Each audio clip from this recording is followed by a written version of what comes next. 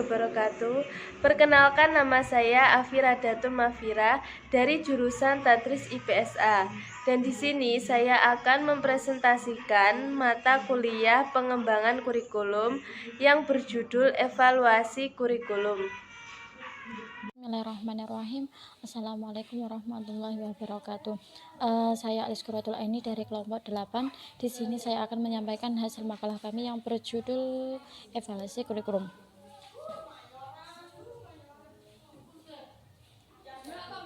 Evaluasi merupakan suatu proses yang direncanakan untuk memperoleh informasi tentang pencapaian suatu tujuan.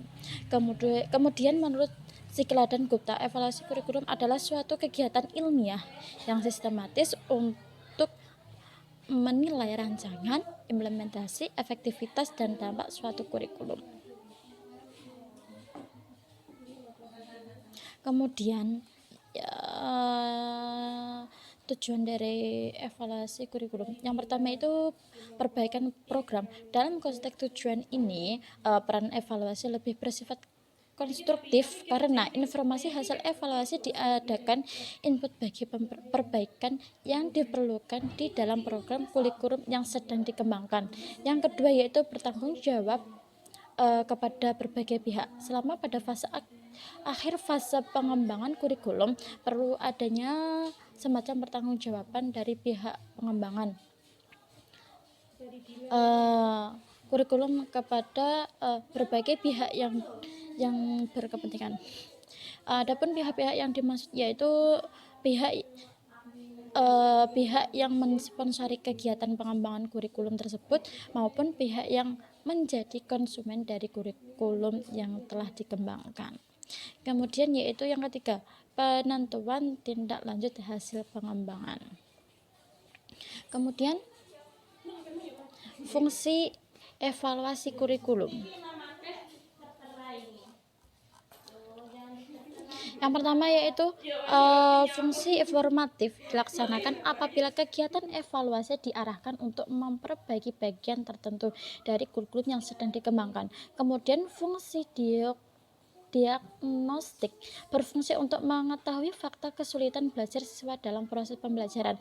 Yang ketiga yaitu fungsi sumatif berfungsi untuk mengetahui tingkat kemampuan peserta didik. Yang terakhir yaitu fungsi penempatan penilaian hasil belajar. Pada dasarnya adalah mempersalahkan bagaimana pengajar dapat mengetahui hasil pembelajaran yang telah dilakukan. Sekian dari saya, akan dilanjutkan oleh Mbak Afi. Assalamualaikum warahmatullahi wabarakatuh.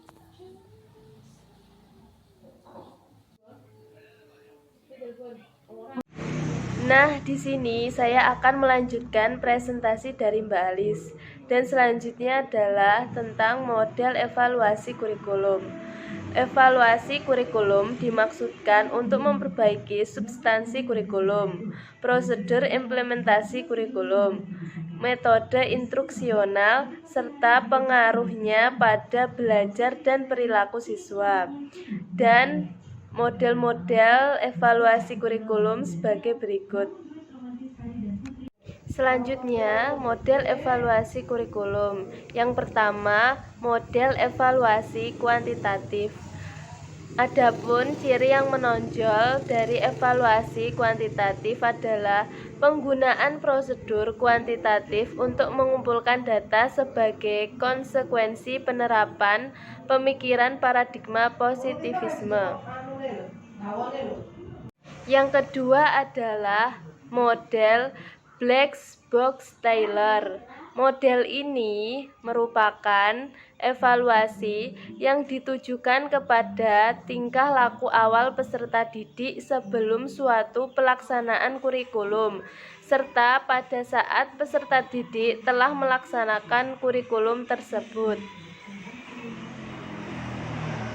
Dan selanjutnya, adapun prosedur pelaksanaan dari model evaluasi Taylor adalah sebagai berikut. Yang pertama, menentukan tujuan kurikulum yang akan dievaluasi. Yang kedua, menentukan situasi di mana peserta didik mendapatkan kesempatan untuk memperlihatkan tingkah laku yang berhubungan dengan tujuan. Yang ketiga, menentukan alat evaluasi yang akan digunakan untuk mengukur tingkah laku peserta didik. Selanjutnya adalah model teoritik Taylor dan Maguire. Model evaluasi kurikulum Taylor dan Maguire ini lebih berdasarkan pada pertimbangan teoritik. Model ini melibatkan variabel dan langkah yang ada dalam proses pengembangan kurikulum.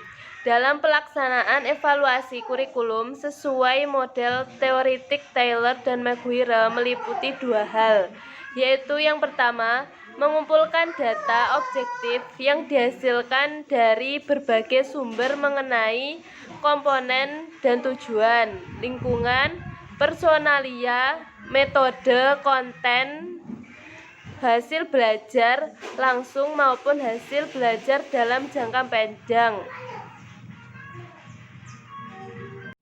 Selanjutnya adalah model teoritik Taylor dan Maguire. Model evaluasi kurikulum Taylor dan Maguire ini lebih berdasarkan pada pertimbangan teoritik. Model ini melibatkan variabel dan langkah yang ada dalam proses pengembangan kurikulum. Dalam melaksanakan evaluasi kurikulum sesuai model teoritik Taylor dan Maguire meliputi dua hal, yaitu yang pertama, mengumpulkan data objektif yang dihasilkan dari berbagai sumber mengenai komponen tujuan, lingkungan, personalia, metode, konten, dan hasil belajar langsung maupun hasil belajar dalam jangka panjang. Yang kedua, mengumpulkan data yang merupakan hasil pertimbangan individual, terutama mengenai kualitas tujuan. Selanjutnya ada pula cara kerja model evaluasi Taylor-Maguire ini adalah sebagai berikut. Yang pertama, dimulai dari adanya tekanan dan keinginan masyarakat terhadap pendidikan.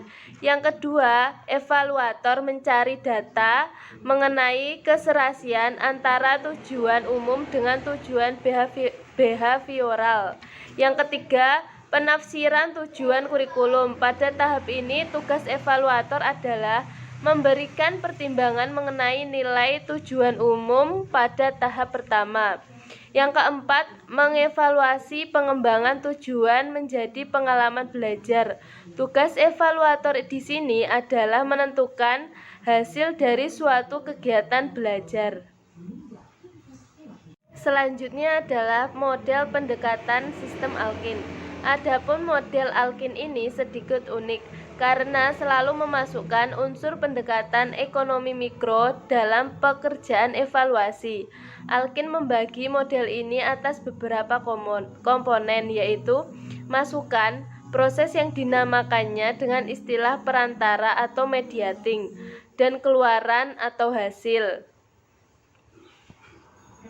Selanjutnya, model pendekatan sistem Alkin mempunyai 4 asumsi. Yang pertama, variabel perantara adalah satu-satunya variabel yang dapat dimanipulasi. Yang kedua, sistem luar tidak langsung dipengaruhi oleh keluaran sistem persekolahan.